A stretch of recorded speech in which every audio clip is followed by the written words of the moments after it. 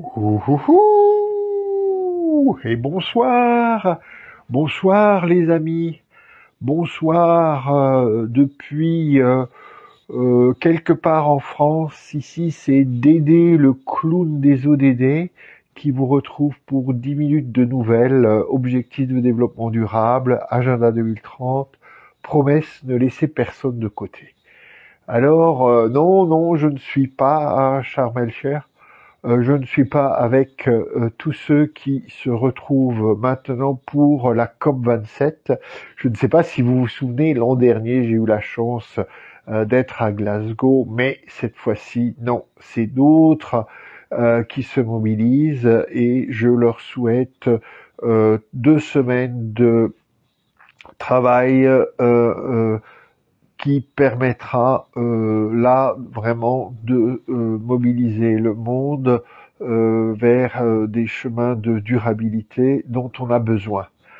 Alors voilà, donc bonsoir d'un coin de France et comme d'habitude quelques petits échos de ce qui se passe au niveau des ODD en France, de par le monde, et quelques petits conseils pour la semaine prochaine. Alors voilà, on le sait, hein, on est dans un moment de fort bruit autour des questions climatiques puisque la COP27 a commencé en Égypte. Mais avant ça, revenons sur 2, 3 infos de la semaine passée. Alors la première info, qui mérite d'être quand même rappelée, on le sait, hein, on parle constamment en ce moment de la crise énergétique, de l'inflation, des prix qui flambent, et de ce que ça peut avoir comme conséquence sur le porte-monnaie de chacun. Mais il est sûr que on peut imaginer que pour ceux qui vivent avec des très bas revenus, les moments et les mois qui viennent vont être difficiles. Et vendredi, le Secours populaire français nous a rappelé combien c'était une réalité, non seulement en France, mais en Europe. Donc, j'ai posté sur la page ODD au déjà dimanche cette info, cette enquête que le Secours populaire a commandée pour couvrir les situations de différents pays en Europe. Ça mérite de s'y arrêter, ça mérite de dire, n'oublions pas, hein, oula, voilà, je perds le sens des repères, droite-gauche avec ma main, mais n'oublions pas, évidemment, que l'ODD 1 est au cœur de l'agenda 2030 et que c'est le moment, dans ce temps d'inflation et de questions de revenus suffisants, de vraiment être ensemble face à cela. Bonjour à ceux qui nous rejoignent en ligne.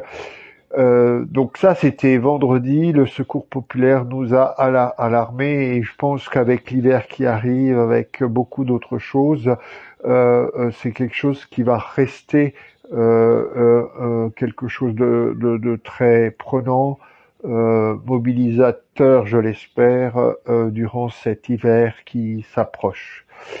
Ensuite, ce qui s'est aussi passé la semaine passée, hein, répétition, c'est que l'équipe d'Agenda 2030 France, donc des personnes au ministère de la Transition écologique qui essayent de réunir les acteurs ODD en France, eh ben ils ont mis en ligne, ou du moins ils ont commencé à diffuser un formulaire qui permettrait à chacune et à chacun et à tous les acteurs concernés de expliquer un peu comment dans les années passées, depuis 2016, depuis l'adoption, je crois, 2016, non peut-être pas 2016, hein, depuis l'adoption de la feuille de route Agenda 2030 de la France, il s'est passé des choses. Donc depuis la présentation par la France, je crois que c'est 2019, mais donc de son premier rapport national volontaire. On sait que l'année prochaine, en 2023, la France veut présenter son rapport Wöhler, et donc il y a une collecte d'informations sur ce que les acteurs français ont fait au niveau de l'agenda 2030. J'espère qu'il y aura aussi un regard critique, mais toujours est-il que vous pouvez, si vous-même sentez que vous avez été acteur de cet agenda d'une façon ou d'une autre, vous pouvez le signaler. Et donc, j'ai regardé rapidement ce qui s'est passé sur le site agenda2030.fr, mais pour l'instant, ce formulaire n'est pas en ligne, donc n'hésitez pas, via le site, à prendre contact avec cette équipe si vous voulez participer, répondre et donner votre contribution à cette grande collecte d'informations. Et la date limite, je crois, pour contribuer à cette grande collecte d'informations, c'est le 18 décembre. On en reparlera. Et puis, dernière info, je ne sais pas si c'est samedi ou vendredi, mais donc, Monsieur le Président de la République, Emmanuel Macron, a tweeté une petite vidéo où il parle d'écologie et il demande aux Français s'ils ont des questions par rapport donc à ce défi écologique, cette urgence écologique. Et donc, il s'engage à répondre aux questions des Français. Le tweet est aussi disponible sur la page ODD au lieu d'un dimanche. Et là, j'inviterai évidemment tous les acteurs engagés ODD, donc de se manifester, de dire mais Monsieur Macron, l'écologie ça fonctionne pas tout seul, il y a des questions économiques et sociales qui sont clairement liées. L'agenda 2030 propose une approche holistique des choses qui sont intimement liées. Pourquoi vous les séparez alors qu'on a compris, tout le monde a compris qu'elles sont intimement liées. Et donc là, d'un point de vue intellectuel, Monsieur Macron ne correspond pas à l'intelligence de son temps. Il nous divise les petites choses, peut-être pour mieux régner, mais on pourrait dire là, Emmanuel Macron, il faut aller plus loin. Et donc rappelons l'agenda 2030 à Emmanuel Macron, rappelons-lui que les dimensions sont intimement liées. Donc ça, c'est notre travail la semaine prochaine. Réagissez au tweet de Monsieur Macron sur l'écologie, à sa demande de questions aux Français, et on espérera qu'il prendra aussi une position pour l'agenda 2030 dans ses réponses.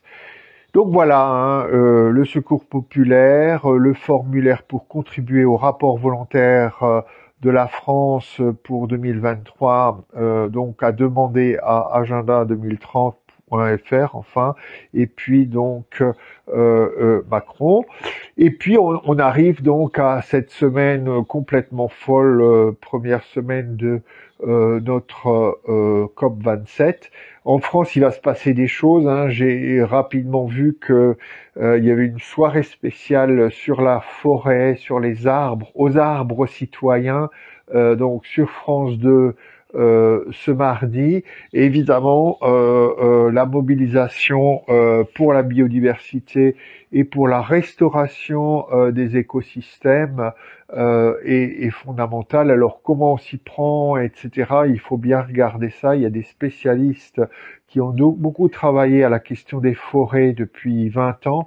Et donc, je dirais, essayons d'attendre et d'écouter tous ceux qui travaillent depuis des années sur cette question du rôle des forêts, de comment les choses s'imbriquent avec d'autres choses. Et voilà, les réponses du style 1 milliard d'arbres sont peut-être pas aussi simplement opérantes que ça. Donc prenons le temps d'un peu de complexité pour savoir qu'est-ce qu'il faut faire pour répondre à l'appel aux arbres citoyens. Mais c'est mardi soir sur France 2. Et puis, à côté de ça, il va bien sûr y avoir énormément de bruit autour de la COP27. Et moi-même, j'ai été intéressé de découvrir autour de ces questions de comment on aborde les problèmes, euh, les approches par la recherche de réponses par le jeu que j'ai découvert, je vous avoue, ce matin au regard par l'intermédiaire d'un tweet qui m'a attiré mon attention. Donc, je vous invite à aller voir le site internet qui s'appelle le Lobby des consciences. Donc, voilà, c'est une initiative qui a peut-être quelques années, mais que je découvre moi-même aujourd'hui. Et je trouve que leur approche sur l'effectivité des réponses et la questionnement qui se pose est intéressante. Donc, une suggestion pour cette semaine, découvrez le travail du lobby des consciences. Et puis, que dire d'autre? Eh ben, il y a, en même temps que la COP27 cette semaine, il y a donc le Forum mondial pour la démocratie qui s'ouvre au Conseil de l'Europe à Strasbourg. Il y a aussi beaucoup de choses en ligne et on pourrait dire qu'il y a des parallèles entre la COP27, l'ODD 13 et le Forum mondial de la démocratie pour la démocratie ODD 16.